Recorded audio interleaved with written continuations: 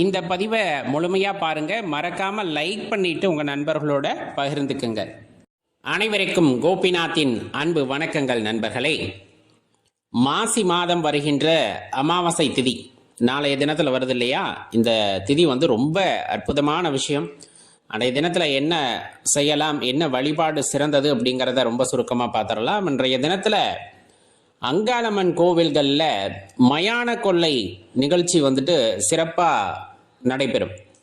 அந்த நிகழ்விலே நாம் கலந்து கொண்டு அம்பிகை வழிபாடு செய்யும் பொழுது இந்த பில்லி, சூனியம், ஏவல் இந்த மாதிரி துர்சக்திகளால் பாதிக்கப்பட்டுள்ளவர்களுக்கு ஒரு விமோசனம் கிடைக்கும் அப்படிங்கிறது அசைக்க முடியாத நம்பிக்கை. அங்கங்களிலே ஏற்பட்டுள்ள பிரச்சனைகள் தீர்வதற்கும் அங்கத்தை ஆகின்ற அங்காளம்மனை வழிபட வேண்டும் அப்படிங்கிறது ஐதீகமாகவே இருந்து வருது. அதனால 27ஆம் தேதி அன்னைக்கு நடக்கக்கூடிய மயான கொள்ளை அந்த நிகழ்ச்சி